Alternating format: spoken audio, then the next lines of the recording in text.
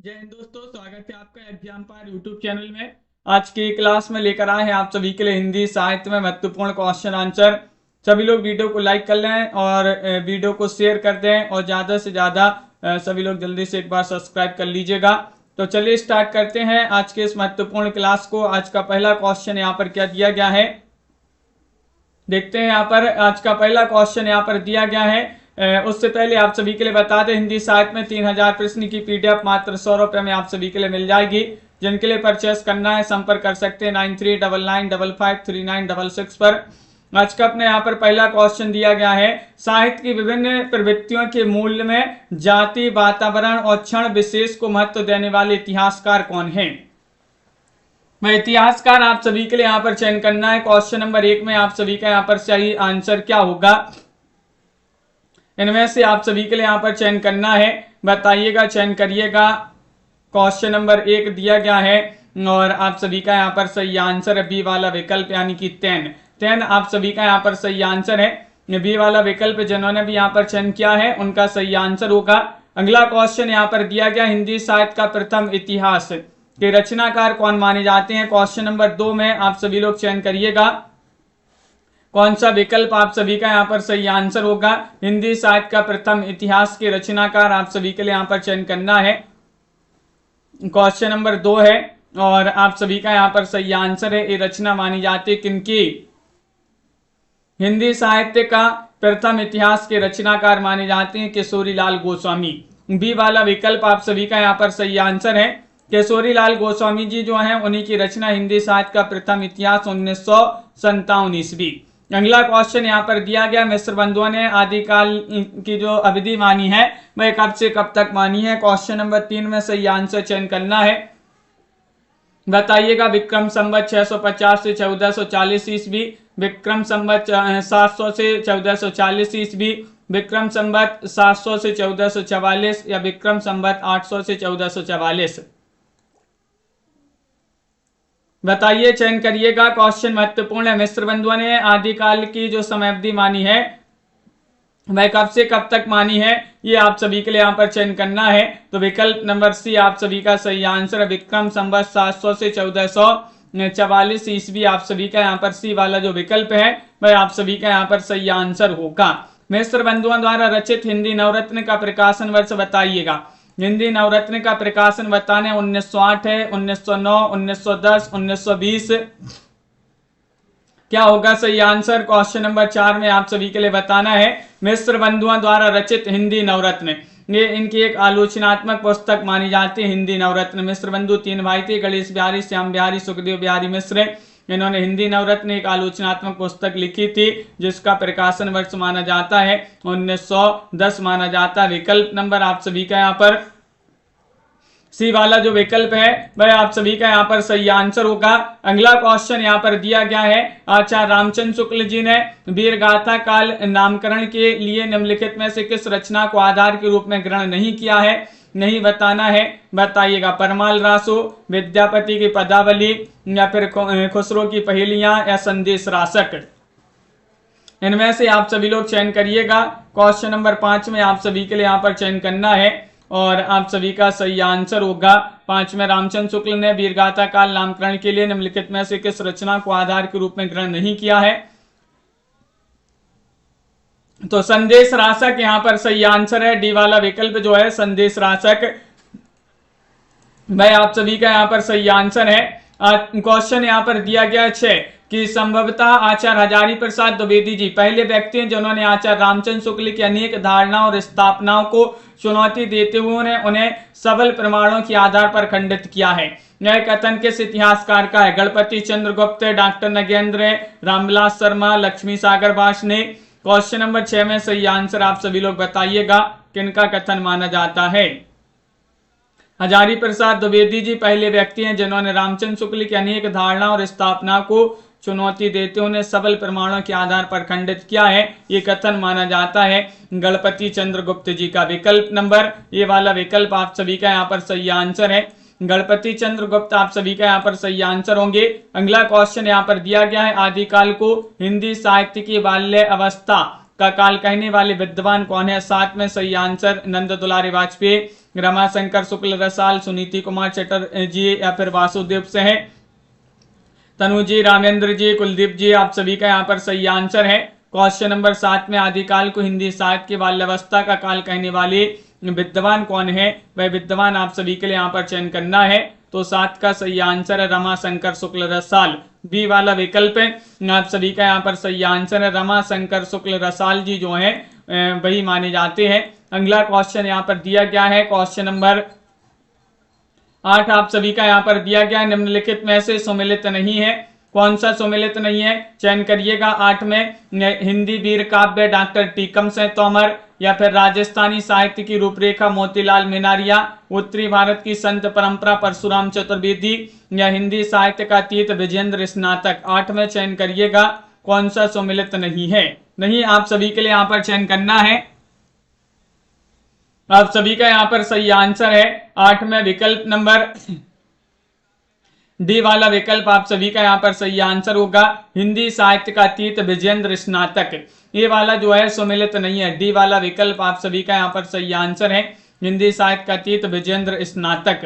Question number 9 यहाँ पर दिया गया है, प्राकृत साहित्य का इतिहास के रचनाकार कौन माने जाते हैं? प्राकृत साहित्य का इतिहास डॉक्टर हरदेव बाहरी है, गौरी शंकर द्विवेदी है, या फिर राहुल सांकृत्यायन है, मुंशी राम शर्मा है।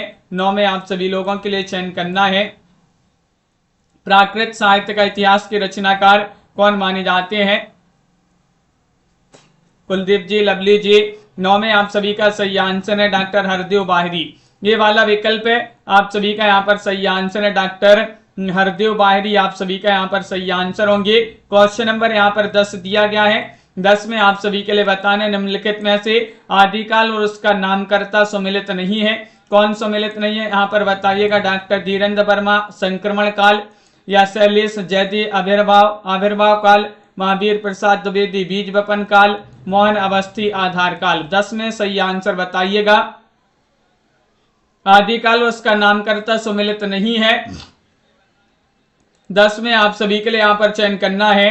तो 10 में आप सभी का यहाँ पर सही आंसर होगा विकल्प नंबर 1, आप सभी का यहाँ पर सही आंसर है डॉक्टर धीरेन्द्र वर्मा संक्रमण काल, ये वाला जो है सुमेलित नहीं है। बहुत बढ़िया। संक्रमण काल किन्होंने कहा है ये आप सभी लोग कमेंट में बताएंगे। सुमेलित नहीं है ये वाला विकल्प। क्वेश्चन नंबर 11 यहाँ पर क्या दिया गया है? 11 में बताना, राहुल सांकृत्यायन ने आदिकाल की अवधि मानी है।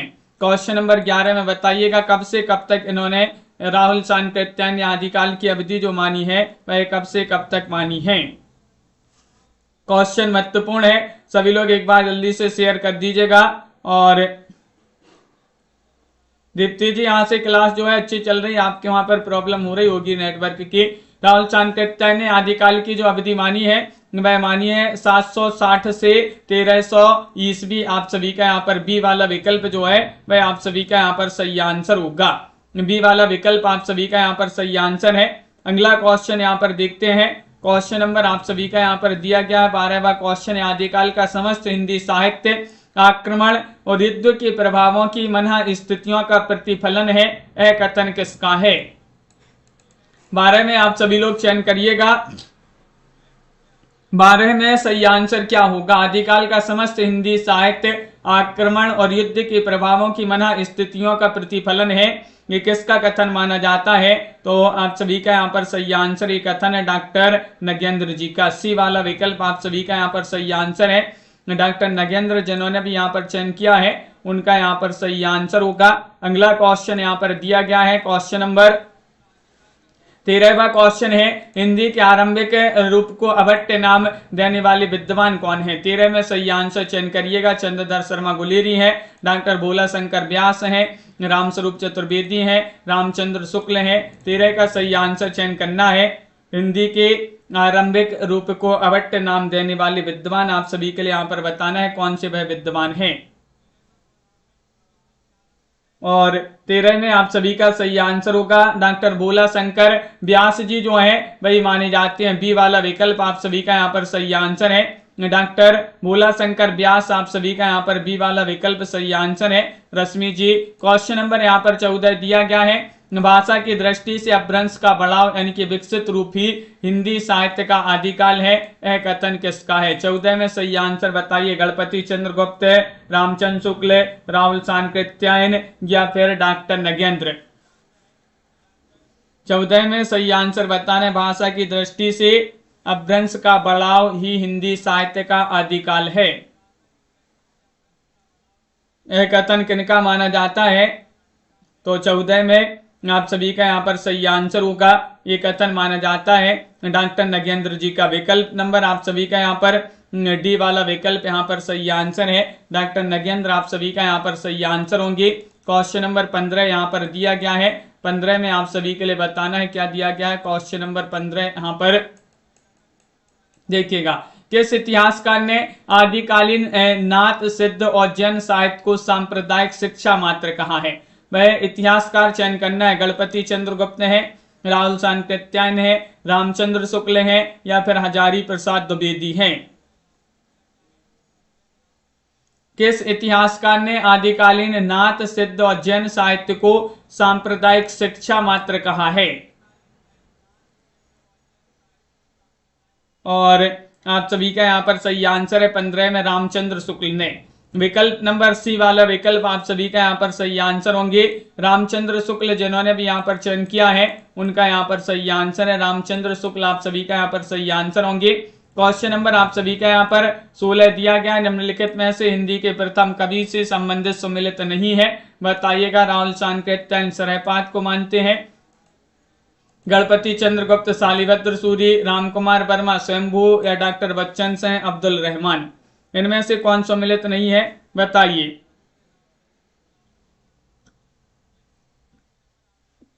हिंदी के प्रथम कवि से संबंधित सम्मिलित नहीं है। 16 में डी वाला विकल्प आप सभी का सही आंसर है। हजारी प्रसाद द्विवेदी अब्दुल रहमान को मानते हैं, डॉक्टर बच्चन से नहीं मानते हैं हिंदी का प्रथम कवि। तो डी वाला विकल्प आप सभी का यहाँ पर सही आंसर होगा।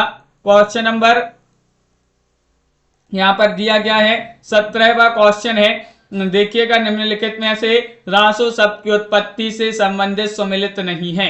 कौन सा सम्मिलित नहीं है? रामचंद्र शुक्ल रसायन, हजारी प्रसाद द्विवेदी रासक, गारसदातासी यहाँ पर ये इनका नहीं दिया है, या फिर बिंदेश्वरी पाठक रहस्य? बताइएगा। 3 विकल्प में से बता दीजिएगा, 1, 2 या फिर 4। इन 3 विकल्पों में से बताना है। रासो शब्द की उत्पत्ति से संबंधित सम्मिलित नहीं है। देखिए, रसायन से रासो शब्द की उत्पत्ति रामचंद्र शुक्ल मानते हैं, हजारी प्रसाद द्विवेदी रासक से, बिंदेश्वरी पाठक रहस्य से। ये वाला गलत हो जाएगा आपका। डी वाला विकल्प जो है वह आप सभी का यहाँ पर सही आंसर होगा। क्वेश्चन नंबर यहाँ पर 18 दिया गया, निम्नलिखित में से कौन सी रचना एवं रचनाकार सम्मिलित नहीं है?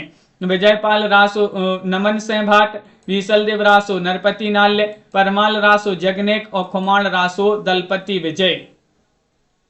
18 में आप सभी के लिए यहाँ पर चयन करना है, बताइएगा। 18 का सही आंसर कौन सा विकल्प यहाँ पर सही आंसर है? आप सभी लोग चयन करिएगा। क्वेश्चन महत्वपूर्ण यहाँ पर दिया गया है और आप सभी का यहाँ पर सही आंसर है 18 में विजयपाल रासो नमन सिंह भाट। आप सभी का यहाँ पर ये वाला जो विकल्प है ये आप सभी का यहाँ पर सही आंसर होगा। रचनाकार और यहाँ पर सम्मिलित नहीं है। विजयपाल रासो के रचनाकार आप कमेंट में बताइएगा कौन माने जाते हैं? पुष्पराज जी, सुनैना जी। अगला क्वेश्चन यहाँ पर देखते हैं। क्वेश्चन नंबर 19 है, बुद्धि रासो के रचनाकार कौन माने जाते हैं? किनकी रचना है बुद्धि रासो? शालिभद्र सूली, जलहड़, दयाराम, नल्लसिंह भाट। तो क्वेश्चन नंबर 19 यहाँ पर दिया गया है। 19 में आप सभी के लिए यहाँ पर चयन करना है, बुद्धि रासो के रचनाकार कौन माने जाते हैं, किनकी रचना मानी जाती है? 19 में सही आंसर बताना है। तो विकल्प नंबर बी वाला विकल्प आप सभी का यहाँ पर सही आंसर है। ये जलहड़ की रचना मानी जाती है। जलहड़ यहाँ पर सही आंसर है। बी वाला विकल्प जिन्होंने भी चयन किया है उनका यहाँ पर सही आंसर होगा। अगला क्वेश्चन यहाँ पर दिया गया है। क्वेश्चन नंबर यहाँ पर 20वां क्वेश्चन क्या दिया गया है? देखिएगा, निम्नलिखित में से किस रचना को मैथिली का विश्वकोश कहा जाता है? वह रचना आप सभी के लिए यहाँ पर चयन करना है। पदावली है, कीर्तिलता है, उक्ति व्यक्ति प्रकरण है या वर्ण रत्नाकर है?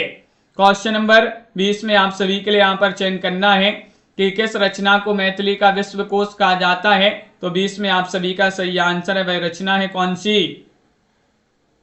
विकल्प नंबर आप सभी का यहाँ पर डी वाला विकल्प सही आंसर है, वर्ण रत्नाकर। वर्ण रत्नाकर आप सभी का यहाँ पर सही आंसर है। ज्योतिष और ठाकुर की जो रचना है इसे मैथिली का विश्वकोश कहा जाता है। डी वाला विकल्प आप सभी का यहाँ पर सही आंसर होगा। बहुत बढ़िया, जो कि सभी लोगों ने यहाँ पर सही आंसर चयन किया है, वर्ण रत्नाकर। अगला क्वेश्चन यहाँ पर दिया गया है 21 में आप सभी के लिए चयन करना है। निम्नलिखित में से पृथ्वीराज रासो को अर्ध प्रमाणिक मानने वाले इतिहासकार कौन है? कौन है वह जो पृथ्वीराज रासो को अर्ध प्रमाणिक मानते हैं? मोतीलाल मिनारिया है, मुंशी देवी प्रसाद है, या फिर गौरी शंकर हीरानंद ओझा है, या फिर अगरचंद नाहटा है? चयन करिएगा। क्वेश्चन नंबर 21 में पृथ्वीराज रासो को देखिए अलग अलग विद्वान, कोई प्रमाणिक, कोई अर्ध प्रमाणिक, कोई अप्रमाणिक मानता है। तो अर्ध प्रमाणिक कौन मानता है ये बताना है। वह इतिहासकार कौन है 21 में? तो अगरचंद नाहटा जी जो हैं ये पृथ्वीराज रासो को अर्ध प्रमाणिक मानते हैं। डी वाला विकल्प आप सभी का यहाँ पर सही आंसर होगा। अगरचंद नाहटा आप सभी का यहाँ पर सही आंसर होंगे। क्वेश्चन नंबर यहाँ पर दिया गया है 22वां क्वेश्चन है, पृथ्वीराज रासो को स्वाभाविक विकासशील महाकाव्य किसने कहा है? 22 में चयन करना है। आचार्य शुक्ल, गुलाब राय, श्याम सुंदर दास, कर्नल टॉड। 22 में सही आंसर बताइए। चयन करिएगा। पृथ्वीराज रासो को स्वाभाविक विकासशील महाकाव्य किसने कहा है? तो आप सभी का यहाँ पर सही आंसर होगा। 22 में विकल्प नंबर बी वाला विकल्प सही आंसर है, गुलाब राय। गुलाब राय जी जो हैं उन्होंने स्वाभाविक विकासशील महाकाव्य कहा है पृथ्वीराज रासो को। बी वाला विकल्प आप सभी का यहाँ पर सही आंसर होगा। अंजू जी विकल्प नंबर 2 जिन्होंने भी चयन किया, वर्षा जी, उनका यहाँ पर सही आंसर है। 23वां क्वेश्चन यहाँ पर देखते हैं। 23वां क्वेश्चन यहाँ पर दिया गया है, बीसलदेव रासो का रचना काल क्या माना जाता है? बताइएगा। 23 में क्वेश्चन महत्वपूर्ण है। बीसलदेव रासो का रचना काल 1136, 9वीं शताब्दी, 1155 या फिर 1212। क्वेश्चन नंबर 23 में सही आंसर चयन करना है। बीसलदेव रासो का रचना काल क्या माना जाता है? तो आप सभी का यहाँ पर सही आंसर है, बीसलदेव रासो का रचना काल माना जाता है 1155 ईस्वी। सी वाला विकल्प आप सभी का यहाँ पर सही आंसर होगा, जो कि सभी लोगों ने यहाँ पर सही आंसर चयन किया है। 1155 ईस्वी बीसलदेव रासो का रचना काल माना जाता है। अगला क्वेश्चन यहाँ पर क्या दिया गया है? क्वेश्चन नंबर आप सभी का यहाँ पर दिया गया 24वां क्वेश्चन है, किस रासो साहित्य में ब्रज एवं मध्य देशीय भाषा के साथ साथ राजस्थानी भाषा का प्रयोग हुआ है? 24 में चयन करना है। खुमाण रासो, बीसलदेव रासो, परमाल रासो, पृथ्वीराज रासो। 24 में चयन करिएगा कौन सा विकल्प है आप सभी का सही आंसर है। किस रासो साहित्य में ब्रज एवं मध्य देशीय भाषा के साथ साथ राजस्थानी भाषा का भी प्रयोग हुआ है? सभी के कमेंट यहाँ पर देखते जा रहे हैं, कम लोग जुड़े हैं, क्या बात है। जल्दी से एक बार शेयर कर दीजिएगा इस क्लास को, और आप सभी का यहाँ पर सही आंसर होगा। क्वेश्चन नंबर 24 में विकल्प नंबर आप सभी का यहाँ पर बी वाला विकल्प सही आंसर, बीसलदेव रासो। बीसलदेव रासो ब्रज एवं मध्य देशीय भाषा के साथ साथ राजस्थानी भाषा का भी जो है इसमें प्रयोग हुआ है। तो विकल्प नंबर आप सभी का यहाँ पर बी वाला जो विकल्प है वह सही आंसर होगा। क्वेश्चन नंबर यहाँ पर दिया गया है आप सभी का, क्वेश्चन नंबर यहाँ पर 25 है, परमाल रासो का प्रकाशन आलाखंड के नाम से चार्ल्स इलियट ने करवाया, कब करवाया ये बताना है। क्वेश्चन नंबर 25 में चयन करिएगा 1565 में, या फिर 1565, 1775, 1875, 1975। बताइए,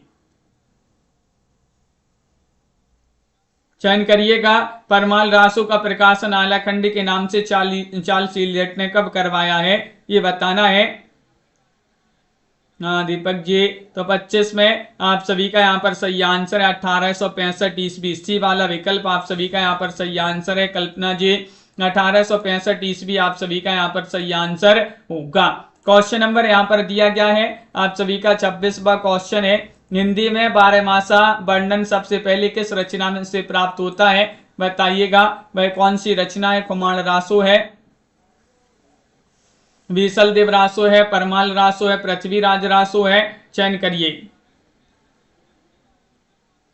हिंदी में 12मासा वर्णन सबसे पहले किस रचना से प्राप्त होता है, ये आप सभी के लिए यहाँ पर चयन करना है।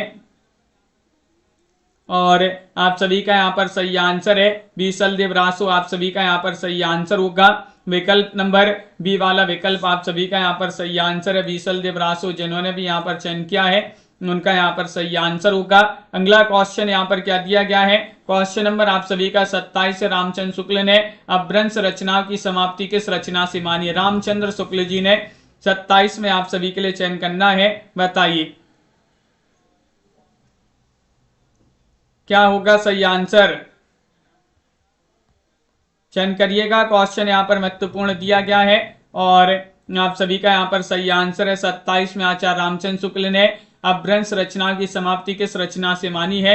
हम्मीर रासो आप सभी का यहाँ पर सही आंसर है, ये वाला विकल्प जो है वह आप सभी का सही आंसर है, हम्मीर रासो यहाँ पर सही आंसर है। क्वेश्चन नंबर यहाँ पर दिया गया है 28वां क्वेश्चन है कि रास जैन साहित्य के बारे में असत्य कथन आप सभी के लिए यहाँ पर चयन करना है। कौन सा कथन असत्य है, इस साहित्य का उपजीव्य जैन पुराण को माना जाता है।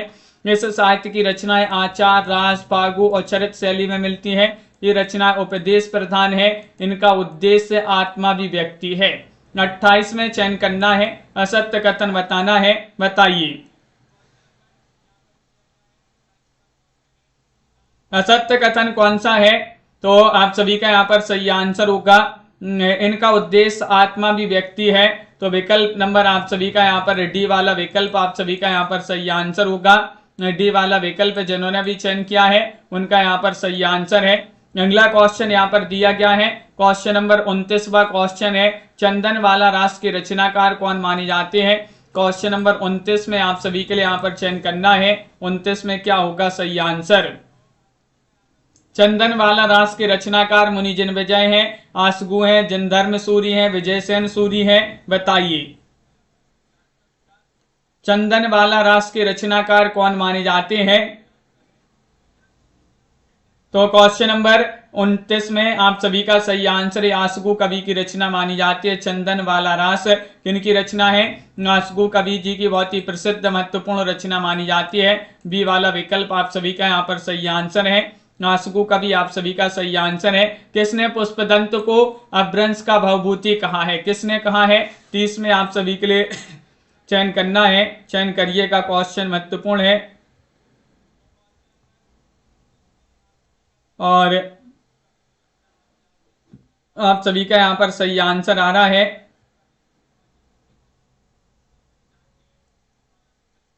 क्या आ रहा है सही आंसर। तो आप सभी का डी वाला विकल्प आप सभी का यहाँ पर सही आंसर है, यानी कि शिवसेन सेंगर आप सभी का यहाँ पर सही आंसर है।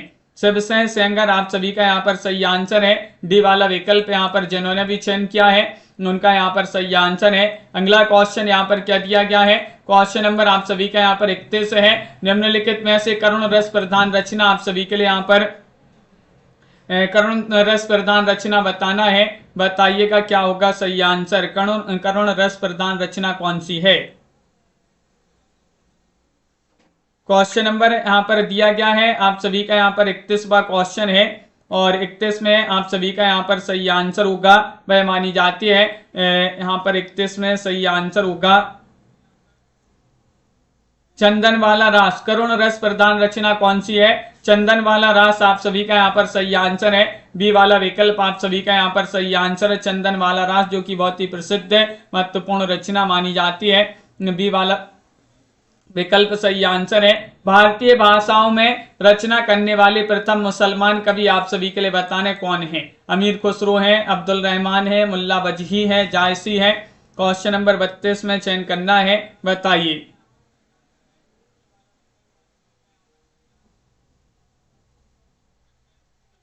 क्वेश्चन नंबर 32 में भारतीय भाषाओं में रचना करने वाले प्रथम मुसलमान कवि कौन है, ये आप सभी के लिए चयन करना है।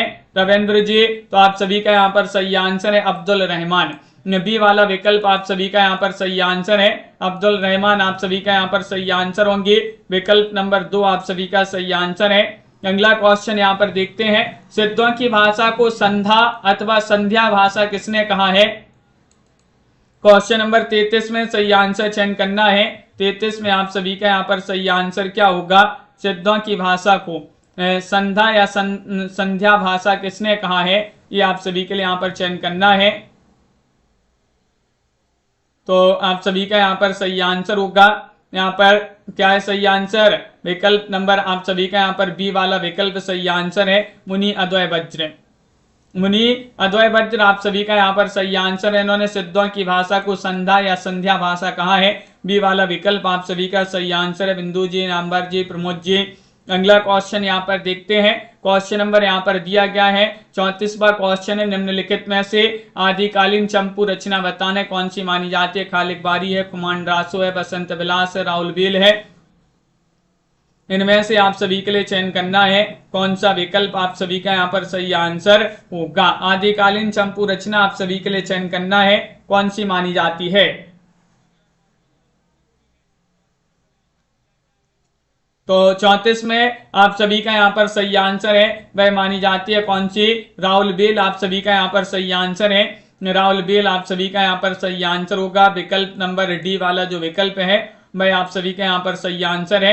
क्वेश्चन नंबर यहाँ पर 35 दिया गया है। उक्ति व्यक्ति प्रकरण की रचनाकार आप सभी के लिए चयन करना। ज्योतिष ठाकुर है, दामोदर शर्मा है, शंभू हरप्रसाद शास्त्री है।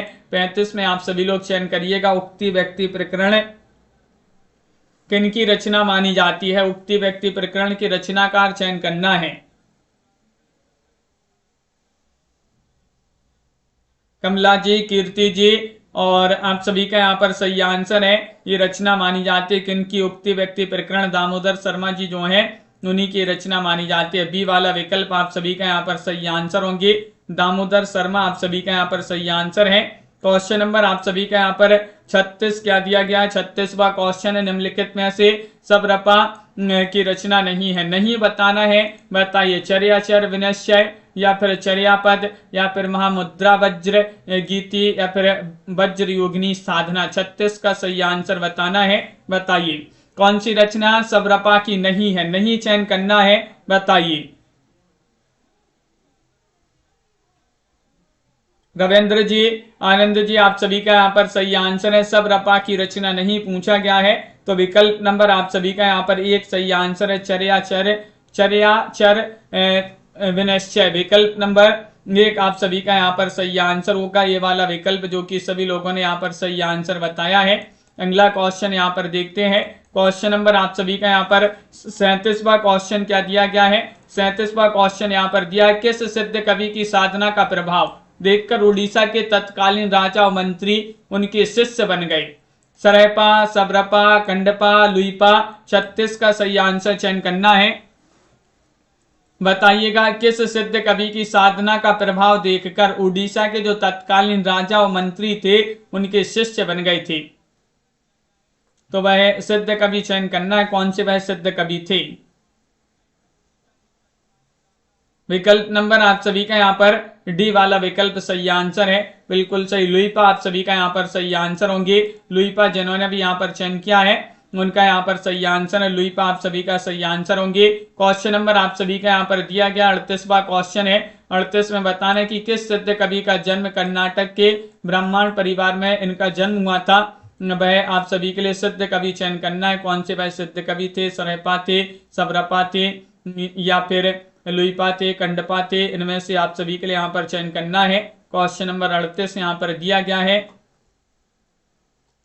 और 38 में आप सभी का यहाँ पर सही आंसर आ रहा है कि विकल्प नंबर यहाँ पर सी वाला विकल्प जो है, सिद्ध कवि थे कौन?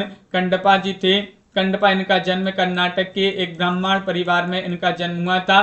तो विकल्प नंबर आप सभी का यहाँ पर सी वाला विकल्प सही आंसर है। नाथों के चरमोत्कर्ष का काल बताना है, बताइएगा, चयन करिएगा। क्वेश्चन नंबर 39 में आप सभी के लिए यहाँ पर चयन करना है, नाथों के चरमोत्कर्ष का काल क्या है। 39वां क्वेश्चन यहाँ पर दिया गया है और आप सभी का यहाँ पर सही आंसर आ रहा है 39 में। विकल्प नंबर कौन सा विकल्प आप सभी का यहाँ पर सही आंसर होगा, चयन करना है सभी के लिए और आप सभी लोगों का सही आंसर होगा डी वाला विकल्प। 12वीं से 14वीं शताब्दी, 12वीं से 14वीं शताब्दी का जो काल है ये नाथों के चरमोत्कर्ष का काल माना जाता है। डी वाला विकल्प आप सभी का सही आंसर है। अगला क्वेश्चन यहाँ पर देखते हैं। क्वेश्चन नंबर 40 यहाँ पर क्या दिया गया है। विद्यापति की किस रचना में जौनपुर राज्य का रोचक वर्णन प्राप्त होता है। वह रचना बताने पदावली है, कीर्तिलता है, कीर्ति पताका है, इनमें से कोई नहीं है। 40 में सही आंसर चयन करिएगा। विद्यापति की वह कौन सी रचना है जिसमें जौनपुर राज्य का रोचक वर्णन प्राप्त होता है। महत्वपूर्ण रचना मानी जाती है और 40 में आप सभी का यहाँ पर सही आंसर है विकल्प नंबर बी वाला विकल्प आप सभी का यहाँ पर सही आंसर है कीर्तिलता। कीर्तिलता आप सभी का यहाँ पर सही आंसर है बी वाला विकल्प। जिन्होंने भी यहाँ पर चयन किया है शुभम जी, कीर्तिलता आप सभी का यहाँ पर सही आंसर होगा। अगला क्वेश्चन यहाँ पर क्या दिया है। क्वेश्चन नंबर आप सभी का यहाँ पर 41 से आचार्य रामचंद्र शुक्ल और रामकुमार वर्मा के अनुसार गोरखनाथ का समय आप सभी के लिए यहाँ पर चयन करना है। 9वीं शताब्दी, 8वीं शताब्दी, 13वीं शताब्दी या फिर 12वीं शताब्दी है। कौन के अनुसार? रामचंद्र शुक्ल के अनुसार और रामकुमार वर्मा के अनुसार। 41 में चयन करना है तो आप सभी का यहाँ पर सही आंसर है विकल्प नंबर आप सभी का यहाँ पर क्या होगा सही आंसर सी वाला विकल्प सही आंसर है। यानी कि 13वीं शताब्दी मानते हैं रामचंद्र शुक्ल और रामकुमार वर्मा। गोरखनाथ का समय 13वीं शताब्दी मानते हैं। क्वेश्चन नंबर आप सभी का यहाँ पर दिया गया है। 42वां क्वेश्चन है। श्रीधर व्यास द्वारा रचित रणमल्य छंद का रचना काल यहाँ पर 42 में चयन करना है। कौन सा विकल्प सही आंसर होगा?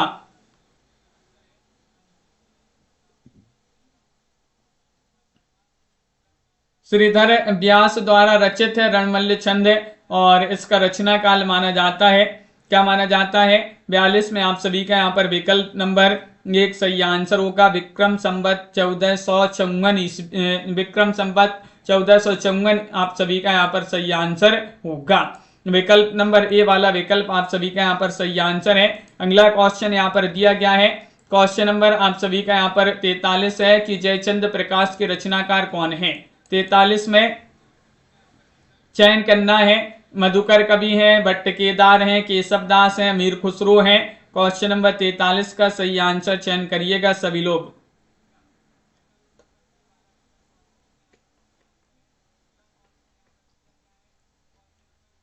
जयचंद प्रकाश के रचनाकार यहाँ पर चयन करना है, किनकी रचना मानी जाती है। तो 43 में आप सभी का यहाँ पर सही आंसर है भट्ट केदार जी जो हैं उन्हीं की रचना मानी जाती है। विकल्प नंबर आप सभी का यहाँ पर जो बी वाला विकल्प है वह आप सभी का यहाँ पर सही आंसर होगा। बी वाला विकल्प आप सभी का सही आंसर है। जयचंद प्रकाश के रचनाकार भट्ट केदार माने जाते हैं। अगला क्वेश्चन क्या दिया गया है। क्वेश्चन नंबर आप सभी का यहाँ पर 44 है। अमीर खुसरो का अवधी भाषा का प्रथम अमीर खुसरो को अवधी भाषा का प्रथम कवि मानने वाले इतिहासकार रामचंद्र शुक्ल हैं, रामकुमार वर्मा है, गणपति चंद्र गुप्त हैं, रामविलास शर्मा है। 44 में आप सभी के लिए यहाँ पर चयन करना है, बताइएगा। अमीर खुसरो को अवधी भाषा का प्रथम कवि मानने वाले इतिहासकार इनमें से आप सभी के लिए चयन करना है। 44 में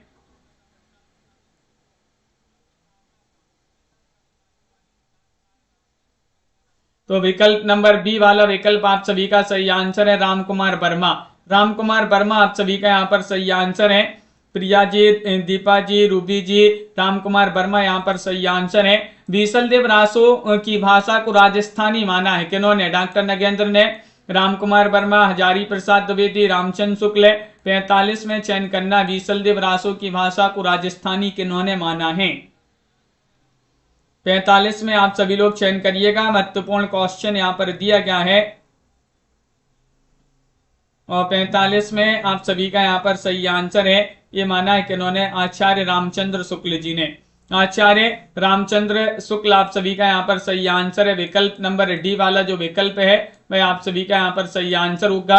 आचार्य रामचंद्र शुक्ल आप सभी का यहाँ पर सही आंसर है। विद्यापति को कृष्ण भक्तों की परंपरा में नहीं समझना चाहिए, यह किन्होंने लिखा है? श्याम सुंदर दास, निराला, बच्चन सिंह, रामचंद्र शुक्ल। 46 का सही आंसर आप सभी लोग बताएंगे। क्वेश्चन महत्वपूर्ण यहाँ पर दिया है। अनंत जी, आनंद जी,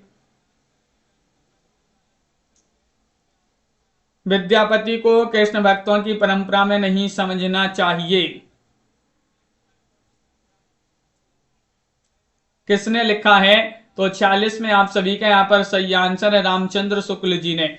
विकल्प नंबर डी वाला विकल्प आप सभी का यहाँ पर सही आंसर है, रामचंद्र शुक्ल यहाँ पर सही आंसर है। डी वाला विकल्प आप सभी का यहाँ पर सही आंसर होंगे। अगला क्वेश्चन यहाँ पर क्या दिया गया है? क्वेश्चन नंबर आप सभी का यहाँ पर 47 दिया गया है। हिंदी का संत काव्य पूर्ववर्ती सिद्धों नाथपंथियों के साहित्य का सहज विकसित रूप है, कथन किनका है? 47 में सही आंसर चयन करिएगा। हरप्रसाद शास्त्री, हजारी प्रसाद द्विवेदी, गुलेरी जी, रामचंद्र शुक्ल जी, तेज प्रकाश जी, धाकड़ जी, आप सभी लोग बताइएगा। हिंदी का संत काव्य पूर्ववर्ती सिद्धों और नाथपंथियों के साहित्य का सहज विकसित रूप है, ये कथन माना जाता है किनका?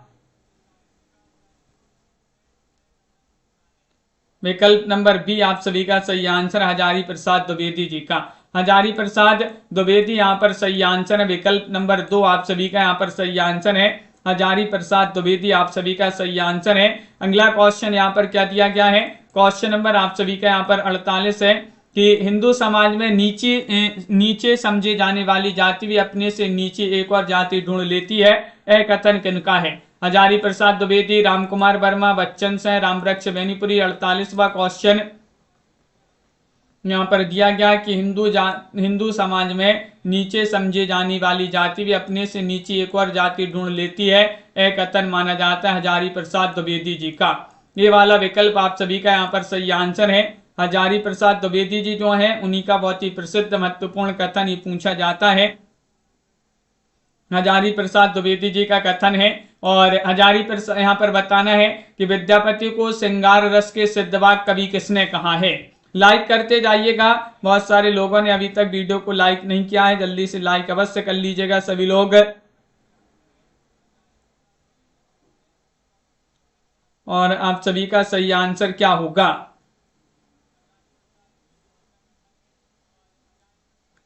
तो आप सभी का यहाँ पर सही आंसर आ रहा है, ये भी हजारी प्रसाद द्विवेदी जी का ही कथन माना जाता है। विकल्प आप सभी का यहाँ पर 2 सही आंसर, हजारी प्रसाद द्विवेदी जिन्होंने भी यहाँ पर चयन किया है उनका यहाँ पर सही आंसर है। अगला क्वेश्चन यहाँ पर क्या दिया गया है?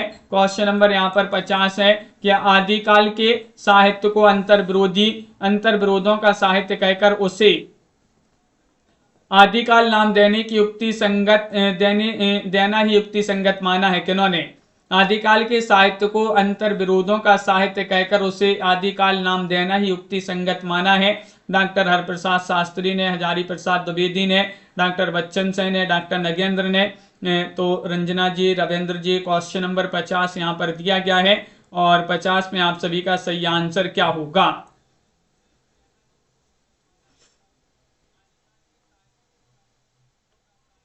पचास में आप सभी का सही आंसर, यहाँ पर भी हजारी प्रसाद द्विवेदी आप सभी का सही आंसर होंगे। हजारी प्रसाद द्विवेदी यहाँ पर भी सही आंसर है, बहुत बढ़िया। तो आगे और भी क्वेश्चन यहाँ पर दिए गए हैं तो देख लेते हैं। देखिएगा, कल पढ़ेंगे अपन व्यक्ति काल को तो महत्वपूर्ण क्वेश्चन है, निम्नलिखित में से सूरदास की रचना नहीं है। व्यक्ति काल से ही संबंधित जो है महत्वपूर्ण क्वेश्चन होंगे, कल पढ़ेंगे इन क्वेश्चनों को। तो कौन सी रचना सूरदास की नहीं है? सूरसागर, साहित्य लहरी, गोवर्धन लीला, सुरसारावली।